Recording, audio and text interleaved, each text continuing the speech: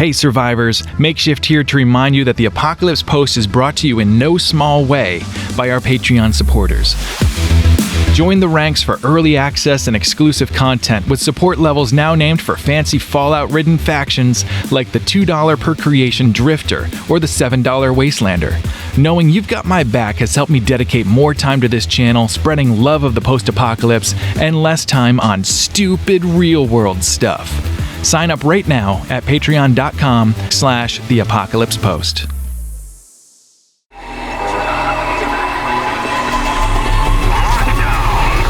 What happened?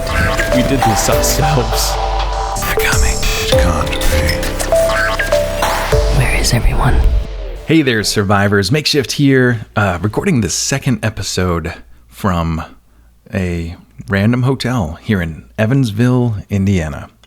I'm still working on this TV project.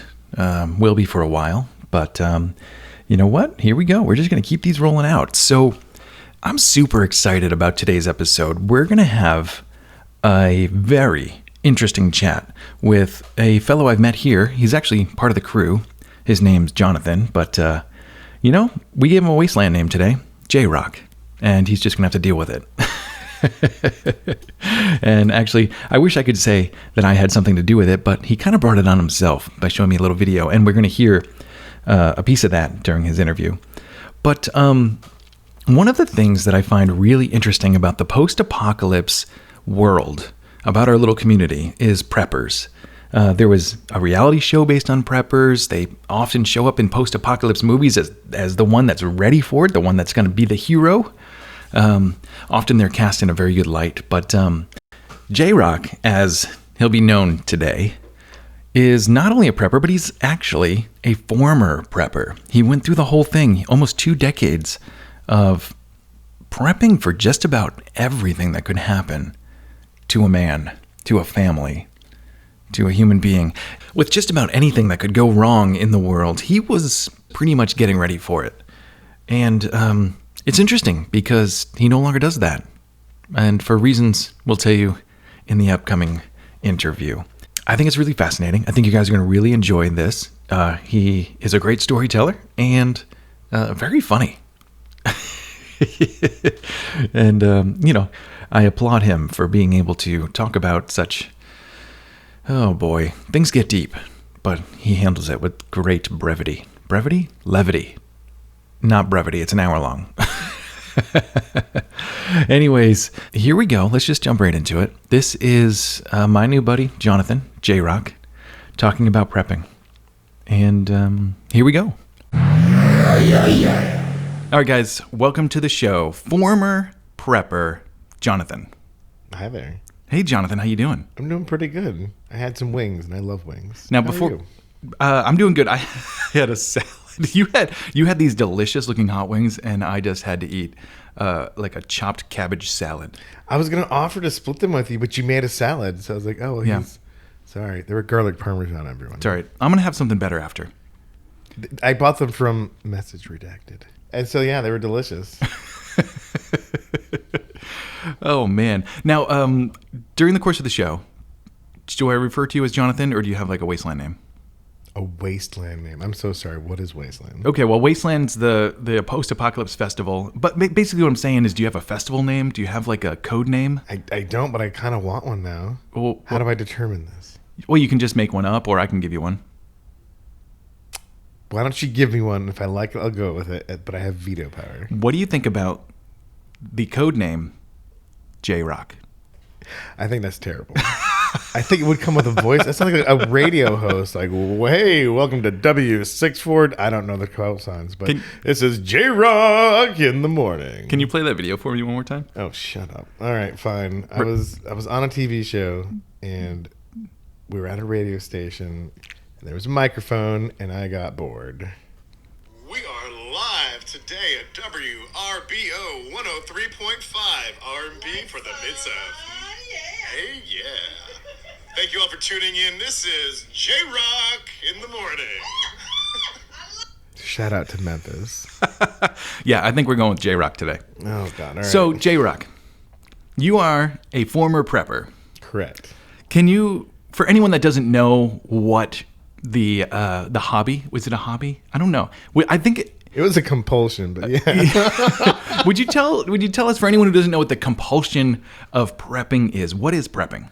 All right, so prepping is, we all prepare for emergencies. We've got that extra 20 in our wallet in case we need some cash. We keep a jump starter in our car in case the battery goes dead. Well, sometimes you want to take that a little further, like, what if all of a sudden the power goes out and all my neighbors are starving and I don't want to do the same? So prepping is preparing for bigger events like hurricanes and post-apocalyptic scenarios and wars where you may be on your own with no one else to support you. That makes perfect sense. But what takes it from okay, so let's say you live in Florida and you do need to be ready for hurricanes, and a lot of people are. You've got your gallons of water, not in your basement because there's no basements in Florida, but you've got some gallons of water stowed away. Maybe you have a deep freezer, so you have a couple days of stuff. Maybe a generator to keep that freezer running. But what takes it to the next level of prepping versus just being prepared? Sure. So I used to live in Puerto Rico, and we had a hurricane closet, had water, food, enough to last for a couple days. But I could tell you how I became a prepper. Is that a thing we go into now, or do you want to hear that later? Let's save that for later. Okay. Because I just want to know, where's that line? Where's the line? So once you start stockpiling ammunition to go hunting on your own or to fend off your starving neighbors, once you have a year's worth of food and rain collection systems for rainwater, I think that begins to be the line. You start stockpiling antibiotics because you don't know if the pharmacies will be open. It's a gradient, but then it hits a hard line. And did you cross that line? Oh yes, I crossed that line. Was there any particular scenario that you were prepping for, or was it kind of across the board? It was across the board. I was prepared for pandemics. I was prepared for civil unrest. I was prepared for hurricanes, chemical attacks. It was a broad spectrum. So, all right. So when we're talking about a toolbox, which we're not until right now. Now we're talking about a toolbox. Okay. Did you have a different kit for each of these scenarios, or was it just kind of one big kit that was one size fits all? I had a basement that was the HQ, I guess. And then I had different go bags with different loadouts. So if we had to go, we could, I lived near a nuclear power plant. So there was basically we just have to get a couple days away, and maybe we can come back later, or we've lost everything for life. And all the so that one, okay, I have to know where the valuables are. Where's the family photo album, because that used to be a thing. And the irreplaceables, those have to come with us because it's a possibility the place is irradiated. There are other times where it's remember the whole anthrax scare? I do. Do you remember the whole they could use gases against us? Right. My wife was pregnant at the time, and so I built a closet with an air compressor in there so I could vent out some of the air and create a positive air environment. So hopefully it would push, there's no gas coming in because the air's going out. So if there is some sudden gas attack, because that's a possibility, we could at least maybe survive the initial onslaught. I don't know. It got deep. Wow. Okay, so give me an idea of just how far you took it. I understand you've got a basement HQ. You've got a bunch of different go bags. Was this did you have a bunker down there? Could you have survived in this basement, and how long could you have survived for? So I had a year's worth of food. I had a year's worth of water. Everyone says that till they get thirsty. I had over 100,000 rounds of ammo, 14 guns. I had medications. I had things to do. I had seeds, but I hadn't read the books on how to farm, so I was wildly unprepared for that. Did you at least have a book on how to farm? Oh yes, I had a whole library. Everything from, I had a field surgery kit. Thanks Army surplus. Any training? I had the manual. You could only do so much, and This was an unhealthy thing I was putting my effort into. Well, so far none of it sounds bad. It just sounds like you're getting prepared. So where's the unhealthy part come in? It was an obsession. I had $5,000 worth of gold coins. It consumed my every, like, I went on a school trip to New York City, brought a go bag that had a gas mask in it. Which, by the way, try bringing a go bag on the subway. I was not a favorite. Just because it looks a little I think we should get into overkill. why this happened, so all this makes sense. 'Cause Okay. otherwise it just seems like confusing. Yeah, take us there. So I had just found, I was in college, yay, and I had met a girl, and she's a wonderful person, and she got pregnant, and I got concerned because, you know, I'm going to be a father, and you want to make sure everything's okay. How old are you at the Especially time? 21. Then September 11th. Why do we call it the date? It's not September, you know, August 14th happened. Anyway, the Yeah. attacks on the towers happened, and that was scary because I lived in Connecticut, not far from New York. We all had friends in New York. I lived near, like, the largest sub base on the, is that right? I lived in near Groton, Connecticut, that's where they constructed and stored and housed nuclear submarines. Oh, And wow. So I'm driving across a bridge that was designed to, if there's some sort of emergency, it's one of the only bridges in the world designed to be pulled apart by helicopter. Because if that bridge gets bombed, the subs are stuck. So as I'm driving over it, because I ran out to get my wife who was a girlfriend at the time. Turns out it doesn't matter, audience. I went to go get her a cell phone because not everybody had a cell phone at the time, and now we needed one. Yeah. And as I'm driving over the bridge, I saw the submarines, the boomers, going out underneath me because they're being deployed. Because are we at war? Right. And I just realized there was enough nuclear weaponry underneath my behind to destroy countries. And so that, I'm sure, did something to me. So I was a little worried, a little concerned after that. Not long after that happened, my daughter died. She passed away. She was stillborn. Again, doesn't really matter for the story, except for, I guess the way I handled my grief was protecting what was left of my family. Oh, wow. And so that's where I had that positive pressure room, because shortly after the attacks, so, you know, that was the thing back then. Anthrax, it's in the air. Yeah. And that's when I started prepping, you know, I started researching, you know, things that could go wrong and how can I protect against them, because no one expected 9/11. Right. So who knows what could happen. So a little had a go bag with stuff for 3 days, tra-la-la. Later in life, the Hurricane Katrina happened. Yeah, just a few years later, really, right? Yeah, my parents lived there. Uh-huh. So they lost their house. My dad's in the Coast Guard, so he's in helicopters while people on the ground are shooting at them, Why would they do that? because it turned into the Wild West down there. There were no police. There were no services. Right. Yeah, it got pretty grim down there. Not everywhere, but like there are people who took advantage of that. Mm-hmm. I heard stories. I wasn't there, but we all hear the weird stories of people like driving up in Humvees, not military, but just like that, you know, Toyota 4Runners, and just looting shit because there's literally no one to stop them. Right. Again, that could be conspiracy theory, but I heard it. It's on the internet. Must be true. Yeah, well, I mean, every time there's a protest, what makes it to the news, right? It's the looters, Right. right? So that's when I'm like, well, that's a lasting event. That lasted months for people. Yeah. So I need to up my prep game. So that's when I started, you know, like I bought my first gun that next week. Whoa. Got up to, because Do you remember what gun it was? it was a New England Firearms 12 gauge pump shotgun, and it was basically a clone of the Remington 870. Fantastic. Good choice. Yeah, it was. I mean, 12 gauge is good. I got up to 14 guns though. You know, because you got to have different guns for different reasons and different seasons. There's for anyone out there, I'm still in the hotel room. and my cat's with me. And he's decided now's the time to make it to the top shelf and start knocking things off.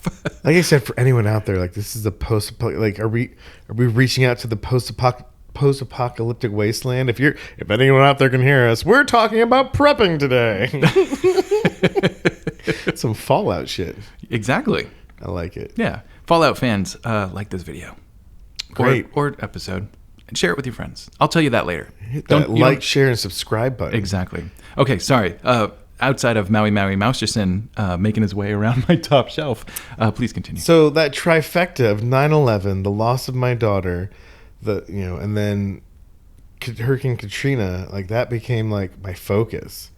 Like places I wanted to move. Originally, I was like, well, I can't move to Atlanta because they're having a water issue with bordering states, and that could, there could be drought. Blah blah blah blah. California is always on fire. It's kind of funny when you start thinking about what the heck are you doing, dude? Yeah, that was a jump. Oh, now comes a leap, and now we're in ground level. Oh, now it's time for a quick snack. Brought to you by our sponsor, cat food. When you start thinking about like natural disasters and what could happen in different places, almost every state has something to look out for, right? Right. The West Coast has a lot of earthquakes. So does the East Coast, just a lot smaller. Until that San Madrid goes up. Right? And then, of course, water is an issue in most of the country. Florida is slowly going to become ocean once again. Oh, my God. If you want to be on the show... You have to sign the release. Yeah, exactly. I like how we pause for the cat. Thank you for that. You're welcome. What would be the safest state if we had to stay in the United States? Do you have a safest state that you figured out? It honestly changes a lot. With climate change just going through, like Fargo, North Dakota was 101 degrees yesterday. Fargo? It was its highest ever recorded since 1929 or something crazy like that. Wow. Today is supposed to set another record. Meanwhile, it's 77 degrees in Texas. Yeah, the climate gets flipped quite a bit these days, which is terrifying because that changes a lot of things. We're reaching a drought level in the West that's approaching the drought level of the Dust Bowl. Mm-hmm. For all those out there who are not familiar with the Dust Bowl, it sucked for a lot of people. What's that book about it? Like it was like required reading for so many people. I'm gonna Google it, so you talk real quick. Okay. Well, here's what I know. California's been in a drought for a long time. They actually had 1 year with no drought, and they were like, "We're good." And then by the next year, they were like, "Uh-oh, drought again." So, yeah, that's pretty wild. But we have better irrigation systems than ever. The Grapes of Wrath. Sorry. Oh, of course. It was so read that if you want to get a little more intimate with it. But basically, the drought caused all the crops to dry up and the soil to dry up and literally blow away. It was just sandstorms. These people had no way to get food, no way to make money, and then there were sandstorms. like God, Earth just shitted on them. Yeah. Ooh, can we swear in here? Of course you can. Oh my God. Yeah, this is an adult show. This is a safe place. Yeah. It is. So what's safe now? I don't know. Yellowstone, while very unlikely, now has a chance of blowing up. Yeah, there's the volcano there that's been showing signs for a long time. Yeah, but on a geological scale, that could be forever. At the same time, like the lottery, the chances of winning the Powerball are so minuscule, it's almost pointless. And yet, every time. And yet, someone does it. So it's a very small chance it's going to blow up tomorrow. Yeah. But there is that day. Mm-hmm. But it's 100% on the day it happens. It's so, water levels are rising. The temperatures are switching. Texas froze. That's right. There's no safe place anymore. It doesn't matter. It's okay, what about worldwide? Worldwide? Yeah, is there a safe place in the whole world? Like Mars. Elon Musk has it right. We have to leave. There's no safe place anymore. Because even if it's safe, it probably has some political turmoil. And if it doesn't now, just wait. It's a good point. Things are going to get weird globally. I don't know if you want to switch to geopolitics. All right. That's a dangerous zone. But here's what I do know. Things get weird, but they get weird at a pace that we just acclimate to. For now, yes. Yeah. Like if something happens overnight, that's tough. Katrina, that was overnight. And people were scrambling for a long time. Tornadoes happen overnight, and the people that are in the path, that's an overnight like change of life. But then 6 months later, they're fine. They're back to normal. Yeah. I moved to Memphis, and I was not familiar with tornadoes, and I was always on the lookout when there was a storm. But it turns out sometimes tornadoes come at night. Yeah. You don't even think about it. You're sleeping, and all of a sudden in your dreams you hear a freight train. Yeah. Because that's what tornadoes sound like. And now the next thing you know, your house is being ripped apart with you in it. That's terrifying. All right, continue. I actually had that experience in Nashville, the tornado that came through last year. Oh, that's right. Yeah. I was less than half a mile away from where it came through, and I heard the freight train. It was like thunder that never stopped. And I was like, I don't know what that was. And then, of course, you read some tweets, and you're like, that was the tornado? Oh, wow. Let's go see. And we drove down, and we walked into the war zone. It was nuts. Wow. Just telephone poles down, people walking around the streets confused, cars with their windows smashed, like church steeples that are now down in the road. That was wild. And more than a year later, there's still, like, the scar is still there. There's still people that haven't fixed their roofs. There's still boarded up windows. There's still businesses that, are ruined and hopefully rebuilding. Like, jeez. A year later, it's nuts. So would you like to hear about what I'm scared of most that could happen? That would be a catastrophe. I do. Yes, please. We live in a new era. Uh-huh. We live in an era. Oh, I shifted everybody. We live in an era where... So warfare back in the day, if you lived in the middle of somewhere, you don't care so much about the war. It's sad, but it's not going to affect you. But now these days, you have nukes, which could affect a lot of people. But the worst, the absolute worst audience is attacking a country's infrastructure. Is it possible? Do you remember the Colonial Pipeline last week? 2 weeks ago? Yeah. That was just some hacker. That was someone looking for money. Yeah. So, are you familiar with the Stuxnet worm? No. Wait. No. There's a type of virus called a worm. Yeah. I couldn't explain the difference, but it sounds cool. So the worm infected, and I may be a little off, but nearly every computer on the planet. It was insidious. It didn't do anything, though. Didn't do anything. Except for this one. It was programmed to attack this one particular uranium gas centrifuge in Iran. And so this worm was designed to get everywhere so that somehow someone would bring in a USB drive. There'd be some connector connected to the network that's, got that air gap. Mm-hmm. And it did infect it. And it caused it to speed up to a dangerous speed while giving a safety rating of okay, and blew up. No kidding. They investigated the worm, and it was so sophisticated, they said this wasn't the work of a person or a group. This is a state-level effort. Likewise, they think it's the U.S. and Israel.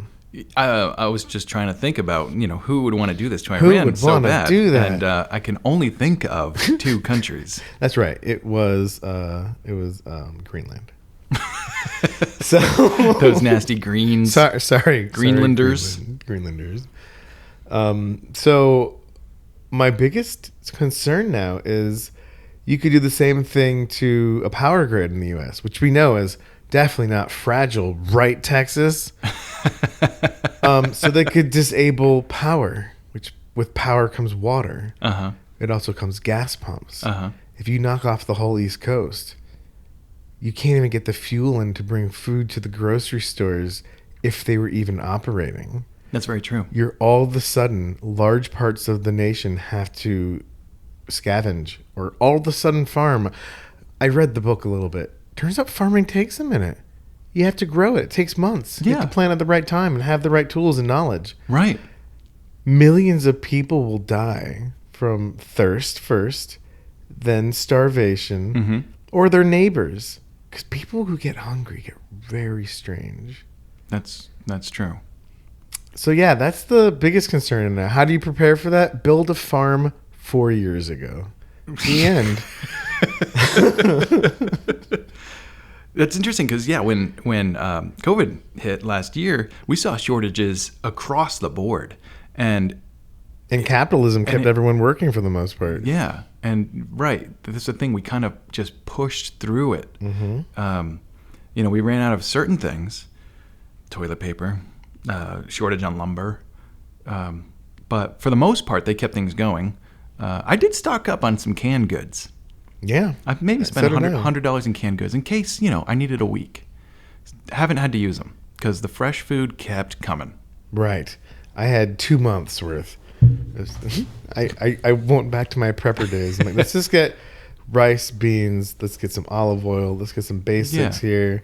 Like prepper light. It was like, look, survival. At least I don't have to eat my neighbors. Yeah. I don't think that's the thing. I certainly wouldn't do it. But again, hungry people get weird. Yeah. Looking at you, Donner Party.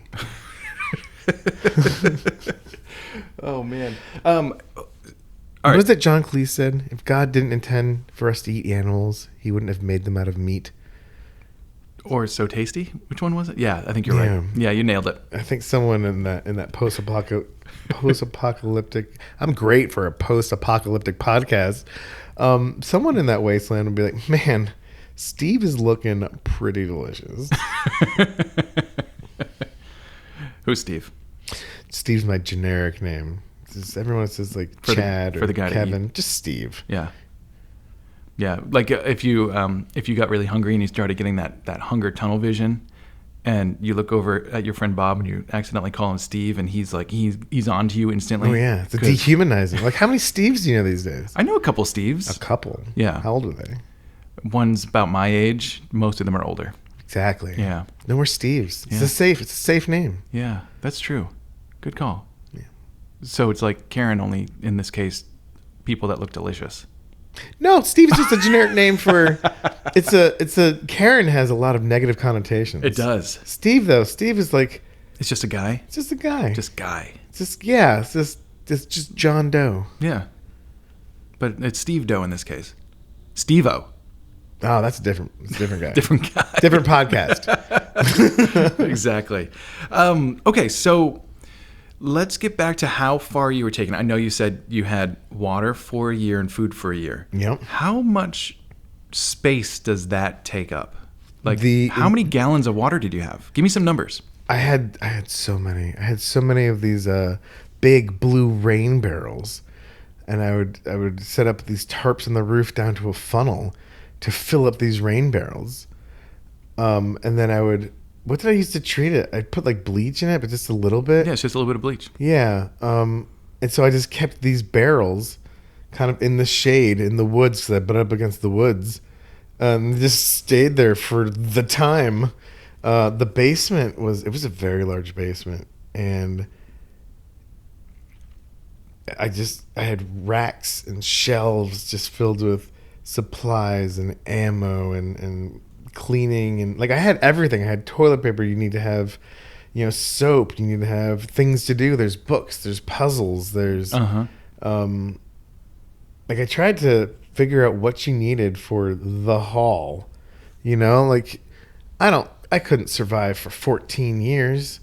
But I don't think I'd want to if things turned into the Little House on the Prairie. Well, hopefully there would be some level of rebuilding happening. Which is why I was like, let me just make it a year. Yeah. If shit isn't fixed in a year, I'm good. Yeah. I've read all the books. I've done all the puzzles. I'm done. That's true. Yeah, I guess if you're thinking about like an atomic bunker where, if the bomb drops locally on you, you need 30 years underground. Like that. Can't do it. That's hard. Nothing is going to... Could you imagine the type of food that you're eating on year 29? Right? It wouldn't be good. That's not a life. No. And then there's a lot of like life-saving systems that need to stay operational for that long. Well, that's when you get into a vault. Right. This podcast sponsored by Fallout. I love Fallout. But here's the thing with Fallout. How many of those bunkers failed? The vaults. A lot of them. Right, but a lot of them were experiments. They were all experiments. No, some were just legit normal. Some are controls. Yeah. So I guess that is an experiment. Yeah. Man.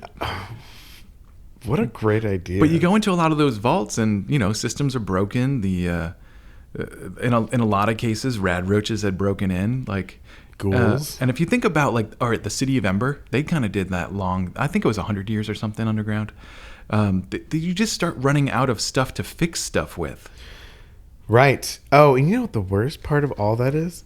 Guys, if things get really bad, really, really, really bad, like had to start civilization from scratch, we're never going to reach the technological pinnacles we have. No. What do you mean? We've extracted all the cheap oil. Okay. If we had to start from scratch, we would not have that hydrocarbon boost to fuel that revolution. Oh, that's interesting. Oh yeah, this is it. This is we have to leave the planet because if we fuck this up, there's no quick save. I have never thought about that before. Because it's all deep drilling at this point. And if we don't have that technology, if all that shit's broken, right, we can't do that without having we've extracted the coal. We've cut down the forest. Right. We've extracted the oil. So, what's left? We'd have to have solar. That doesn't require really incredibly rare things. That's true. Yeah. Mm-hmm. Yeah, you need a lot of rare metals. You need to be able to isolate them and we wouldn't be able to build the chips to build the machines to build that. That's a really good point. Yeah. Huh. So we need to get this correct. Get it right this time. That is kind of funny. That makes me think of a video game where, you know how sometimes in games you run out of your initial resources at some point, and if you have not built the next level resource extractor, I'm thinking about the game Surviving the Aftermath, which I've been playing quite a bit of. Okay. And there's what a fitting name. It's a fantastic game. A lot of fun. Definitely burned some hours, and I stay up way too late playing that stupid, wonderful game. But yeah, so you have this, mile by 1 mile patch of land that you're working on. That's all you get. You don't get to expand.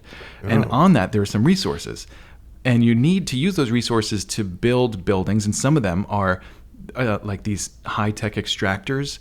And once you get those up, you have an infinite amount of resources that you can extract. Not quite. It's just the number's so high you could never use it in the game. Okay. But if you get to the point of needing those extra resources and you haven't built that extractor yet, there is no way to get new resources. You're just out. There's some countries that are stuck, technological generations behind us. For that reason? Partially for that reason. Huh. If you don't have, all the rich nations have what? Resources. All the poor nations don't. Sometimes you just spawn on the wrong part of the map. Oh, another video game reference, and I like that one. But sometimes you mismanage your resources. Right. And on a global scale, that's it. Yeah. You can't even trade. There's no one to well, you can trade with Elon Musk on Mars. Yeah. For Dogecoin. Oh my God. Or as he likes to call it, Doge, but it's obviously dog. No, it's Dogecoin. It's Dogcoin. It's Dogecoin. It was about a dog who didn't know how to spell. He was trying to spell dog. Have you ever heard dog Doge. talk? Doge. No. He wasn't. He didn't say dog. Son of a bitch. But he wasn't writing douche, douche, douche. He was writing, I am dog. D-O-G-E.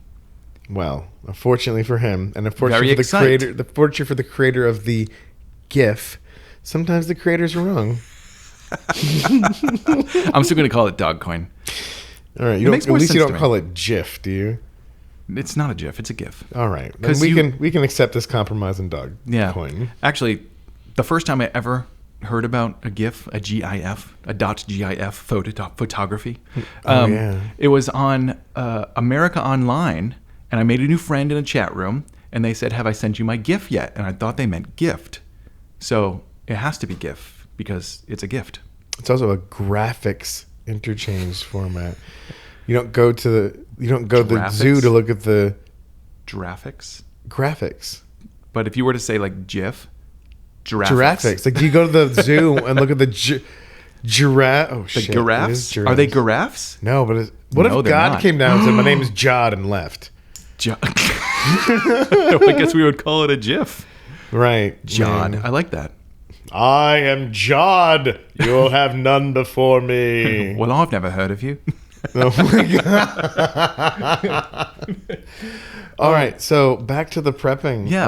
So there's nothing we can do about the global catastrophes that are coming. The civil unrest is coming soon, so all you gun people, I hope you've been practicing and are ready to do terrible, terrible things, because that's what it's coming to. Otherwise, you're just a bunch of people with guns. By the way, yeah, and this is terrible, you don't buy 14 guns to protect yourself and only have so much food and water to just be like, I'm not going to figure out what my neighbors have. What? So in a post-apocalyptic scenario, things get very weird and the normal rules don't apply. Yeah, your tribe gets smaller. Well, that is true. Also, your outlook on life has to change drastically because other people's have. So you have to be prepared to... I'm prepared. My neighbors aren't. They see the water barrels. They're thirsty. What's their first step? Hey, J-Rock, can we have some of that water? No, you don't know what their first step is. Oh. You really don't. I thought they might ask gingerly. And that's why you would die in the apocalypse.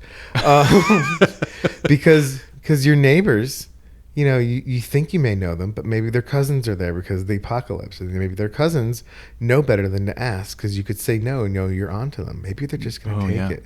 Maybe they're going to figure that in your house you must have more than water. And again, things have gotten weird, and they have to take care of their family. I'm taking care of mine in my way. They have to take care of theirs in their way. People's morality changes. Everything's excusable in love and war. They love their family. We're at war for supplies. Yeah. So now you have to be prepared to kill your neighbors. Were you prepared to kill your neighbors? I was prepared for everything. Isn't that terrifying? Do you know your neighbors? I didn't. Well, I've moved several times. So okay. They're safe. You're safe, neighbors.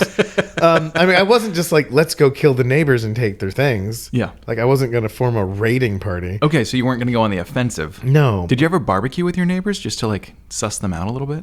No, I'm actually surprisingly kind of introverted.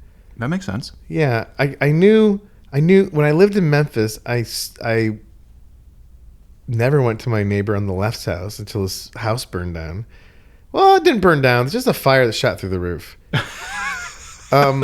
Wait, hold on. A fire that shot through the roof? Oh, Was yeah. he making meth? Okay, so the neighbor, I did not know him. So I had a lot of theories. I mean, it's Memphis. He seemed very nice. Uh-huh. His garage door opened in a strange way, and there's a lot of wood in there. So I thought maybe he did like some sort of woodwork. Okay. But he also, and I'm very sorry, neighbor, he seemed like the sort of guy who buried bodies in his backyard. Oh, interesting. So I was very friendly with him. So the wood when might I have been saw for him. caskets? No, oh God, what a dark thing. I remember one time his trash fell over and I went to pick it up and there was so much KY jelly. I didn't know. What? You could be KY jelly. I didn't know they could sell it in a container that large. Oh. Also, so many cigarette butts. And I'm just like, well, I've already started, so I got to finish. So I picked up his stuff. I'm just like, all right, I don't need to know this person. I know enough. Huh. I mean, it sounds like he's having a good time. Oh yeah. Right? Yeah, but like his house smelled like smoke from the street. Man, chain smoked. Oh God. Yeah. Anyway, I used to smoke 2 packs a day. I quit. So yeah. Was this before or after you quit prepping? Oh, after. After. But I also wasn't smoking during prep. In your prep kit, in your bunker. I had cigarettes in my bunker. How many cigarettes did you have in your bunker? I had whatchamacallit, cartons and cartons of them. Really? So to you're the guy. Trade. So from your place is where the deacon from Waterworld got all those cigarettes. Yes, I actually sold them in bulk when I stopped prepping. So, do you want these year-old stale cigarettes? Why, yes, I do. People would buy them after a year of no cigarettes. Yes, that's a good point. Wait, were you saving them as currency, or were you saving them for you? Oh, I didn't smoke at the time. It was purely currency. Oh, you started smoking after prepping. Oh, like Like a decade. You know, they say people with addictive attitudes have to replace an addiction. Did you replace prepping with cigarette smoking? Because that seems maybe I don't know about which one's healthier. The smoking was caused by, a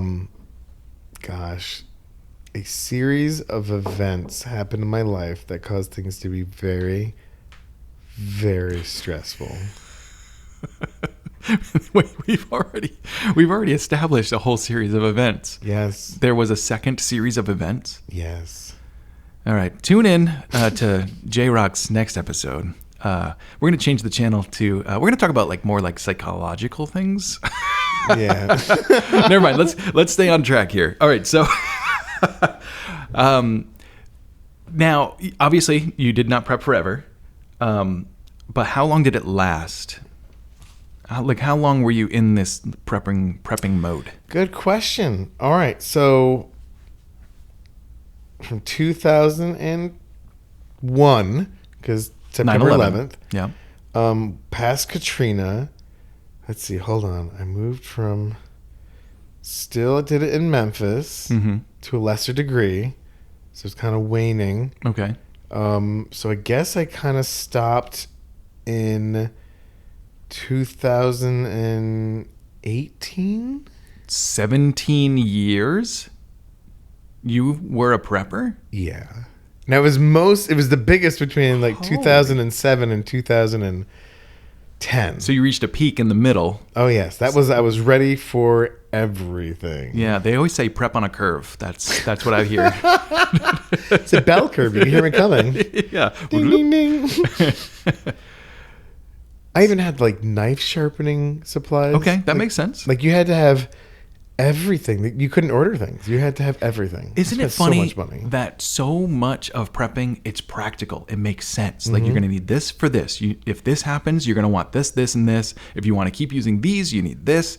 It all makes sense. But then when you pile it all together, it starts to look a little crazy. Did you feel crazy at the time? I was crazy at the time. So, nope.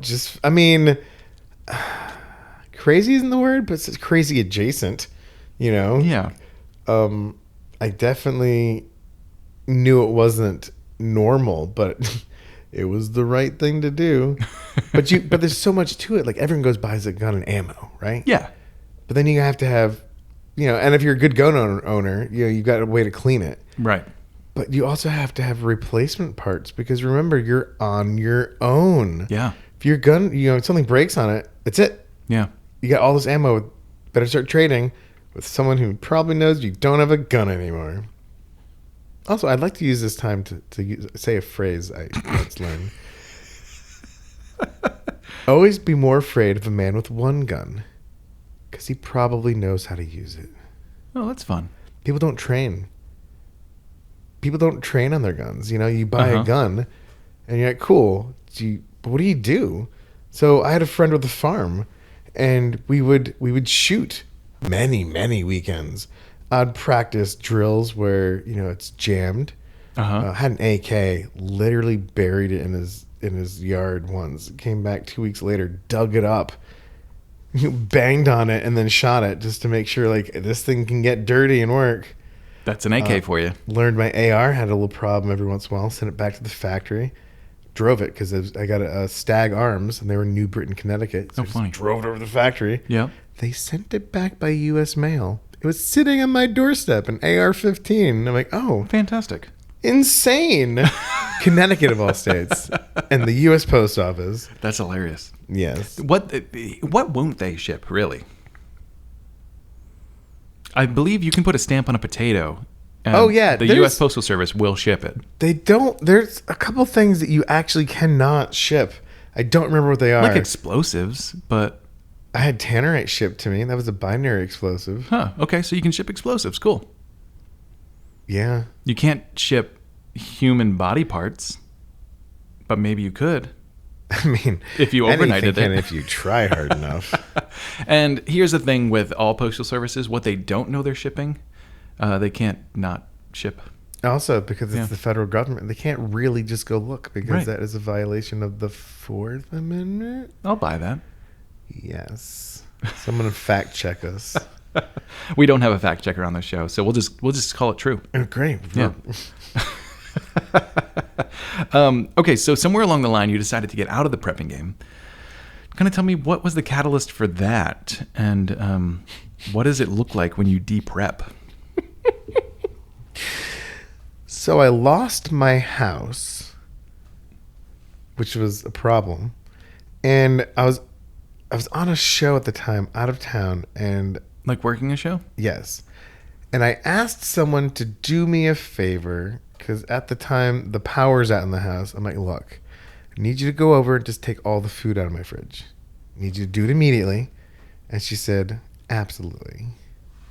Turns out she did not. And the entire house was taken by mold. Oh. I lost literally everything I did not have with me on the show. What? Okay, so back up. You're on a show. Yeah. Out of town. Out of town. Mm-hmm. Because you're I work in the film industry. There we go. So sometimes, just like the reason we're here now, sometimes you need to be out of your house for long periods of time. Right. So Okay. there I was in like New Mexico Uh-huh. or Nevada, and I'm asking my girlfriend at the time, please do this thing, because it's Memphis at 100% humidity, Yeah. mold. Yeah. So anyway, she forgot. And so mold took over. Like I had to go to the house with a respirator. There were What? spores everywhere. Everything was green. Oh, no. Like every surface had something growing out because the humidity let it grow everywhere. Uh-huh. Everywhere. And so some things I was like, I can hose this down with bleach. I had some Pelican cases. Those things survived. Uh-huh. A lot of things were just lost. A lot of things weren't taken because it's like, this is just so a lot of the prepping supplies that weren't in Pelicans were gone. So I just said, fuck it, I'm not starting over. So out of all the apocalypses you were prepped for, the one that you were not ready for was the mold apocalypse. The mold apocalypse. Well, I was prepared for it. I just, my implementation of my girlfriend taking the food out of the fridge. It's always, the scariest part of a pandemic or a horror movie is the people. Yeah. They'll let you down. Yeah, of course. Or kill you. Have you seen The Mist? Sometimes they'll turn into a religious cult and turn everyone against you. That's the scary. That was so scary. He's like, fuck it. I'd rather have the monsters. Right? Yeah, I'm going outside. That's certain death. Fine. Yeah, that is kind of scary, though, because, there's no more reasoning with unreasonable people. No, there really And isn't. that's just how it goes. There's And always that's going how to be... people get when they get hungry. Yeah. And thirsty and need to poop. Thankfully, if they're thirsty, they're not moving that fast. That's true. That is true. Like, there's a very narrow window where they're thirsty and motivated to do things versus thirsty and unable to do things. Yeah, because if you wake up dehydrated, you get that headache, you're just, I'm just going to lay here for a while. And then your muscles start cramping, and then you go unconscious, and then you die. But hungry, you can be hungry for weeks. Just getting more and more psychotic. And you're getting weaker, but like there's a several week period where you are eager and willing to do anything. That's true. Yeah, you start hunger. seeing different. Yeah. You get that tunnel vision. Plane crashes. Like, people will always start to think about eating people. But that's 12 people at a time. Imagine 12 million people. There's going to be a larger number than you think. Oh, yeah. I mean, there's 7 billion people in the world now. Any apocalypse is only going to take out a certain percentage. Yeah. If at all, any. I mean, if we're talking like, if COVID was a real bad virus and it was knocking out like 80% of people, that would be pretty devastating. That is when we wouldn't recover. Yeah.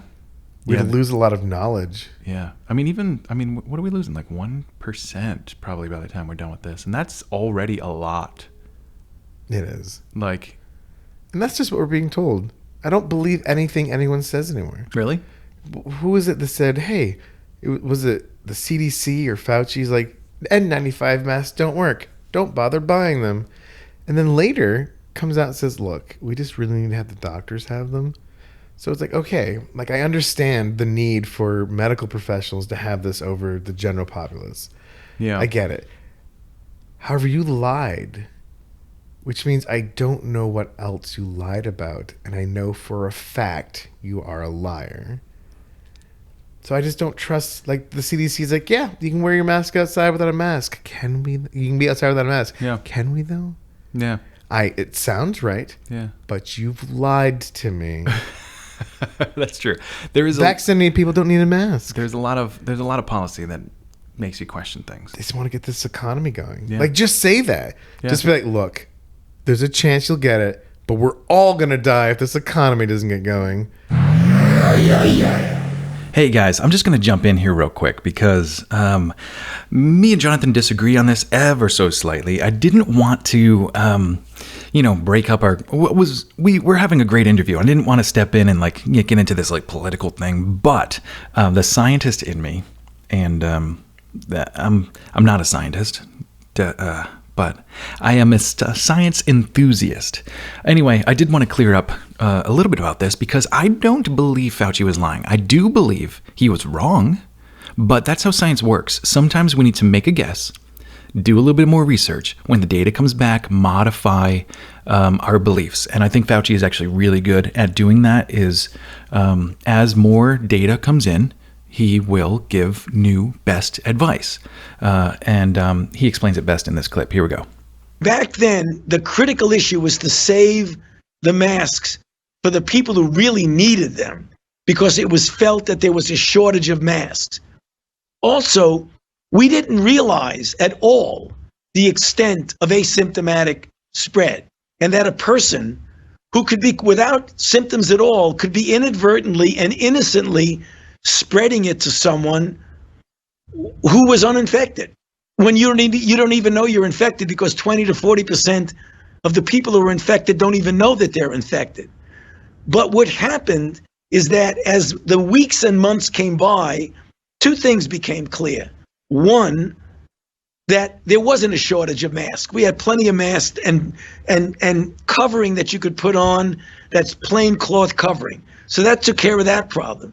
Secondly, we fully realized that there were a lot of people who were asymptomatic who were spreading infection. So it became clear that we absolutely should be wearing masks consistently. So that was one of the things that I guess you could have said back then was a mistake. And I think that that's a pretty damn good explanation. And when you know how science works, it's an ongoing thing. People get things wrong all the time. What we were taught in school 20 years ago is not the same facts that are taught today, because things have gotten better. We've learned more about DNA. We've learned more about dinosaurs. Dinosaurs, a lot of them had feathers, but I wasn't taught that. But as more information comes out, you update. And I think that that's what happened during this pandemic. Anyway, it does drive me crazy when people say that they outright lied. They didn't lie. They were wrong.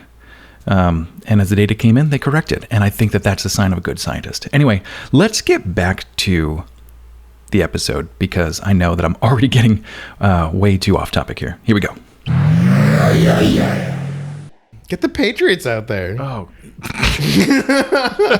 The ones that don't want to wear a Get mask the anyway. martyrs. In Japan, there's some older people who are volunteering at Fukushima, and they're like, look, Right. Yeah. we're going to get cancer for sure. Yeah. But it's going to be 20 years from now, and I don't think I have that left. It's a really good point. Yeah. a really good point. That would never happen. Yeah, I mean, you're here. going to die. Everyone's going to die from what? Heart failure or cancer anyway. Yeah. So. Or their neighbors.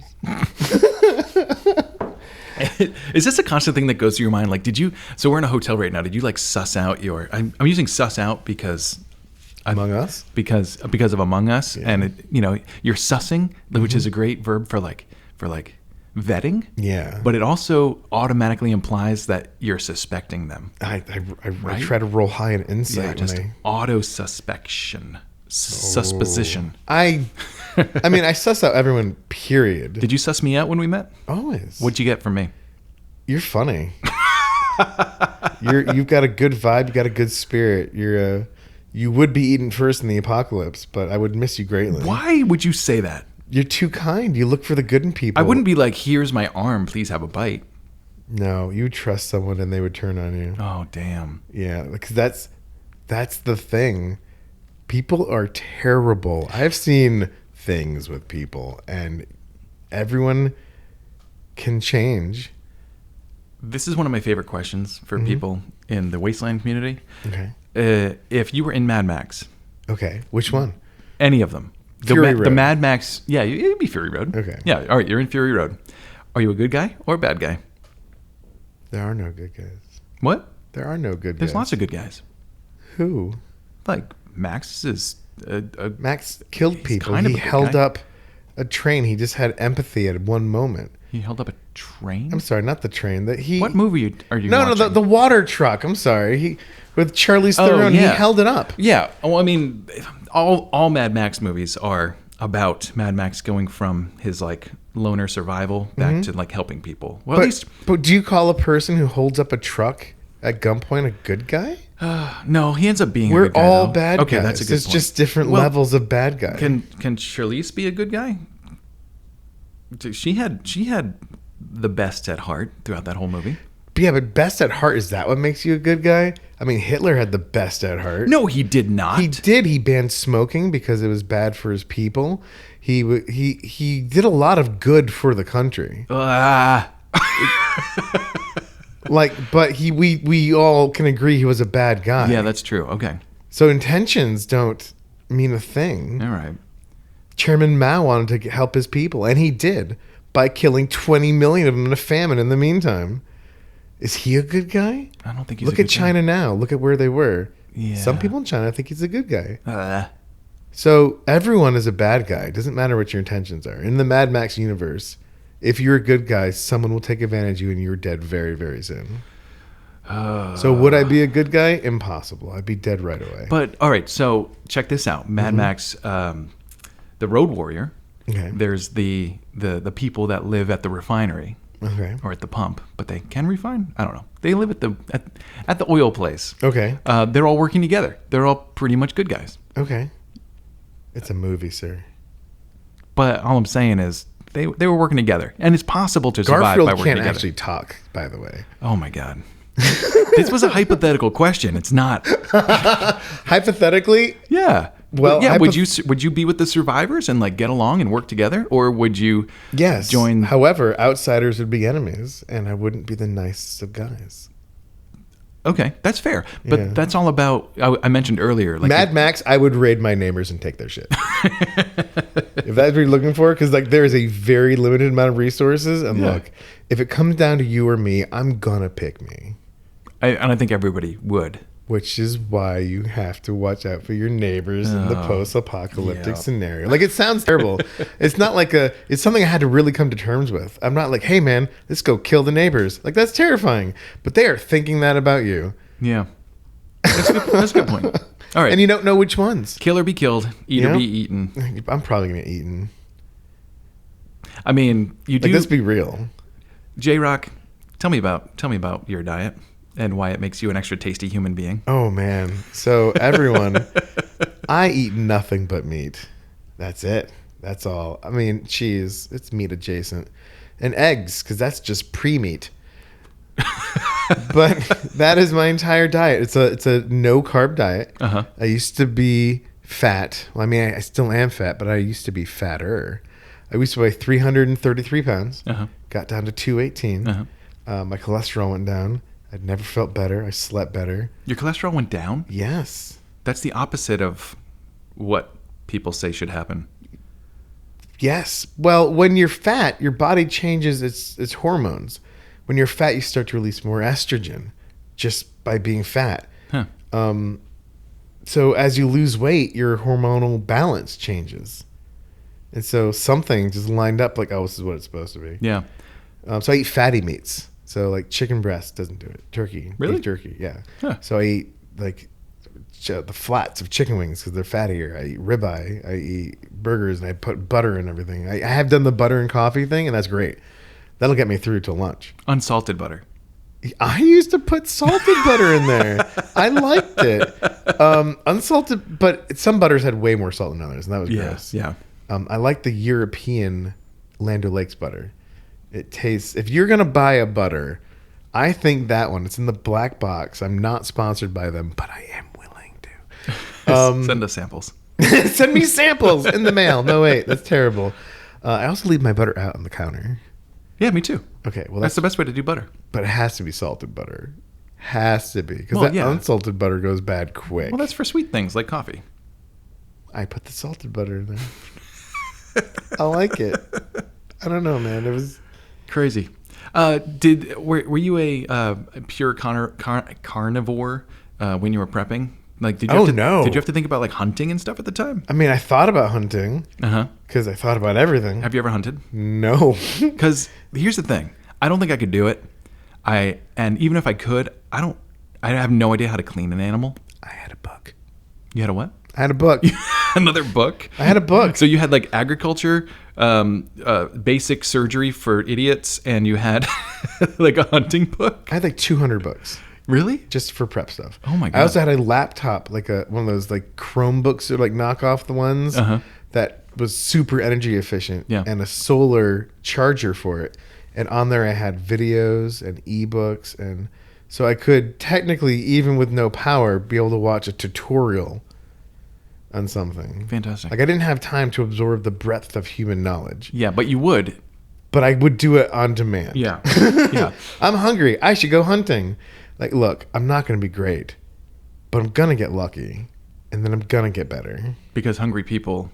They're motivated. I mean, I was pretty motivated anyway. Yeah. Okay, so what I think I asked earlier, and I don't know if we got it. What was the catalyst for you to stop prepping after I lost everything. after the house? So yeah, it was literally like my Want me to supplies are gone. replace it? Fuck that. Really? I was already it was already like an afterthought. Okay. Like a bunch of stuff was in the attic. I was letting food expire. I just had a closet full of water. I didn't have rain barrels anymore. You just got normalized again? Yeah. I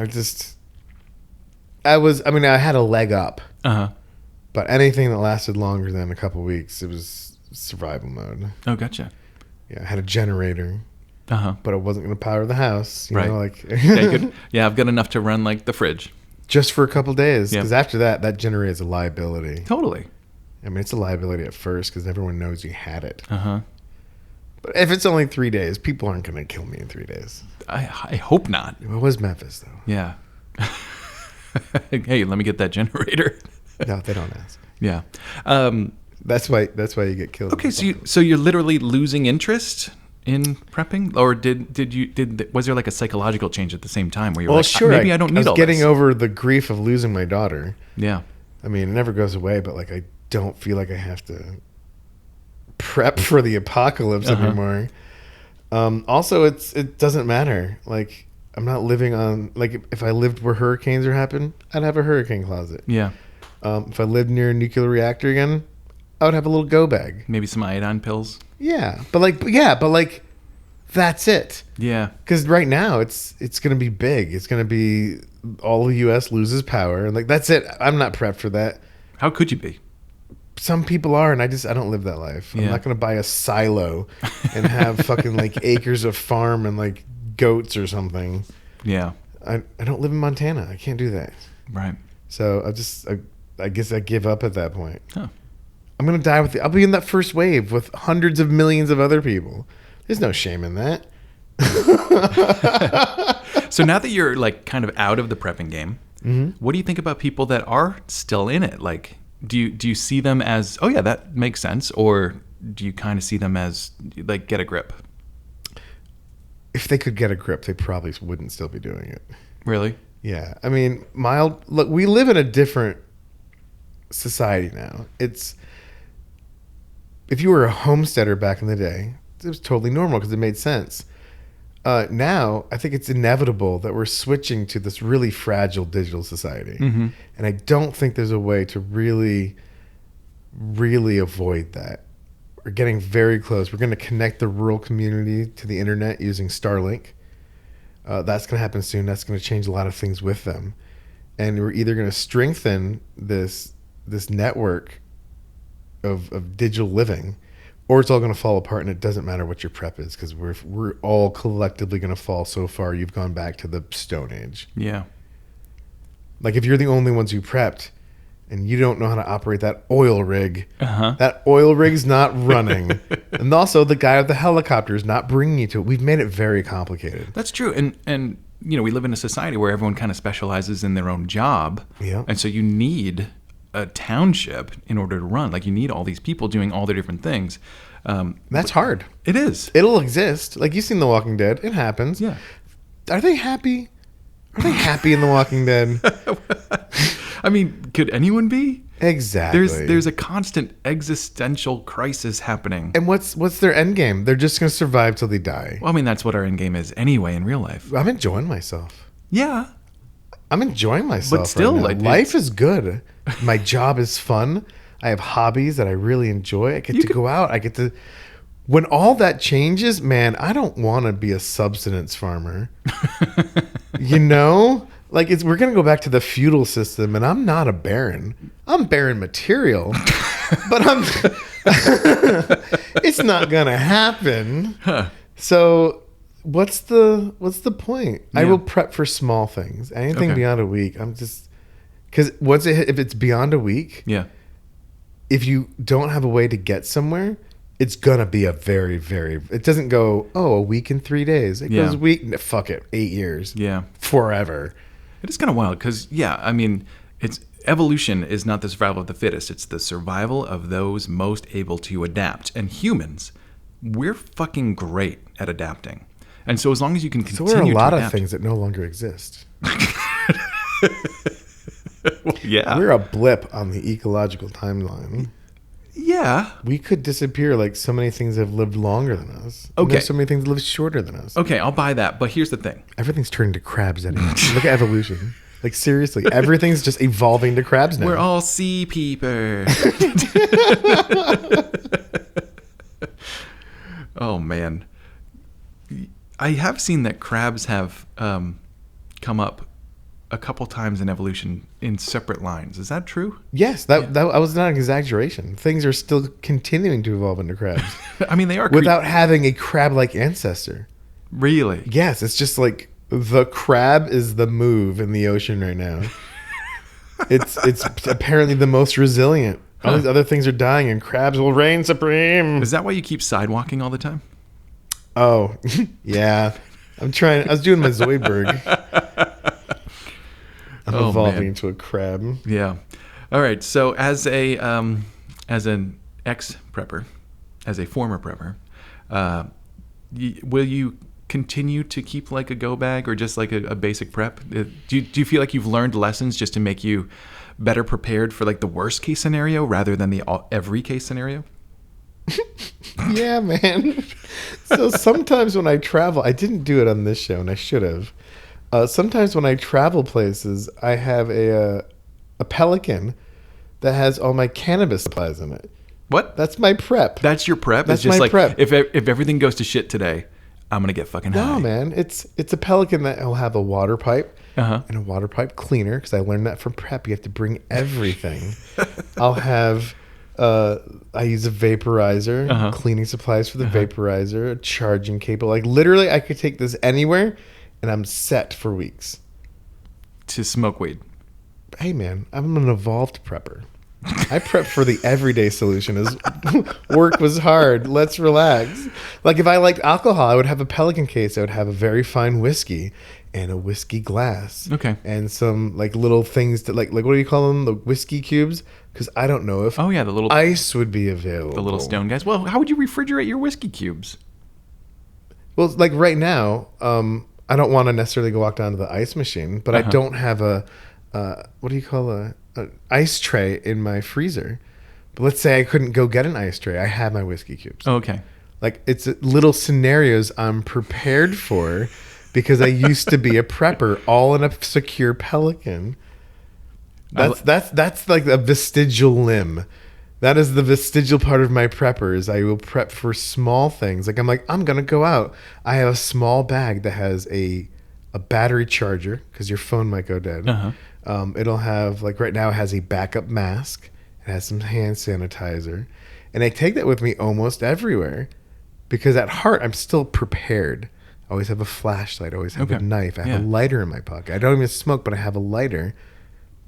I'm always prepared, but it's come down from the gas mask in the New York subway, iodine pills in there, water and food for 3 days, just in case New York turns into some battle zone. Yeah, so now you're just exercising like really good Boy Scout preparedness. Yeah. Yeah, that's good. There's nothing wrong with that. No, I like it, but I prep for everything. Everything has a little pack, I have separate backpacks for work where I can what am I doing today? I don't have to repack it. Oh, yeah. I have a separate bag. Yeah, totally. And I got to say, you are a very well-prepared guy. Well, thank you. Yeah. I wasn't prepared for this interview, so I apologize. My preparation was I ate wings. You did good. Well, thanks. It's my first podcast, everybody. I'm sorry you had to suffer through that. Congratulations, J-Rock. You did great. Oh, God, I hate that nickname. I'm terrible. J-Rock. It can only be used in an obnoxious radio voice. Yeah, well, that's the persona. You know what? Here's the thing. My audience is going to really appreciate the obnoxious. Well, thank you very much. It's J-Rock on the podcast. Post-apocalyptic now. I've got one more question for you. What's that? Okay, so in the movies, preppers are always shown to be usually they're disheveled and crazy people on the verge of insanity. But when the shit hits the fan, they become the hero. They become the one who kind of can save the day. They've got guns, they've got traps, they've got food, they've got everything. Those people would lose their shit in a real scenario. I'm sure they would. But I got to say, one of my favorites of all time is Bert Bummer from the Tremors series. Do you remember that guy? Barely. Oh, sure. He's a lot of fun in that movie. And yeah, he had all the guns and stuff, right? Yeah, he had all the guns. He had MREs, meals ready to eat. Didn't he have a little vault or a little house full of stuff? Oh, he was fully loaded. He had everything. I remember. He was an ex-military guy, so he had all the military stuff. Yeah. Do you have a favorite movie prepper? Who's the prepper god? Oh God, I didn't really, look up into anyone. I didn't really I wasn't part of the community. Oh, fun. Yeah. Is there a community? There are several communities. I got a lot of prepping info from this one website. I think it was zombiesquad.org. Yeah, that's right. And they did preparation under the guise of a zombie apocalypse. So it'd be all right, the zombies have happened. Nobody can go to work, so there's no power now. What do we do? Or there's, the zombie apocalypse would cause so many of these life-changing, there's no food. You got to grow. And then, of course, they have the separate section of you got to shoot them in the head because they're zombies. But most of it was serious. Mm-hmm. And I didn't really participate. I just read. But there was a camaraderie. They would have meetups. They would have teams. So, yeah, there is a community. I wasn't part of it, though. Huh. So I also didn't watch movies and be I want to be like him because they're all crazy movies. All of them. Right. I mean, there are a lot until of... the shit hits the fan. And then you're I want that guy on my team. No, you don't. Yes, you do. No, because he's still crazy.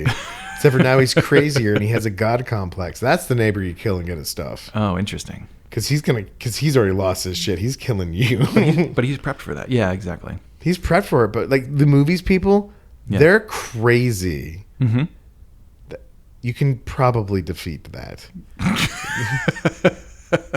Huh. You brought up prepping for zombie apocalypses, and I feel like that's a great way to go because you're getting a little bit of every apocalypse in that, right? Yep. You've got the disease apocalypse. You've got the infrastructure apocalypse. You're under attack. Invasion, yeah. Yep. It's a natural war type apocalypse. So you got a lot of things going on. You could survive in a bunker, theoretically. But there's no end to a zombie apocalypse. So you survive in a bunker, but to what end? Well, think about 28 months later, 28 weeks later. Whichever one. The zombies had eventually died because if they don't eat, they do eventually die again. Yeah. So they were working on containment. Yeah, exactly. Which, if you remember the movie, failed. It always fails, which makes the movie more fun. Mm-hmm. It would happen in real life. It would fail. Yeah. We're all terrible. Yeah. So we couldn't even handle the coronavirus. We were really bad at it. Just stay inside for 2 weeks. No. That's really hard to do. 2 weeks, guys. Yeah. And all we need are essential services like DoorDash and Home Depot. Yeah. But the biggest thing there is freedom. Oh God. How did that turn into a political issue? I don't know. In any case, yes, zombies have everything. They did kind of contain it. Uh-huh.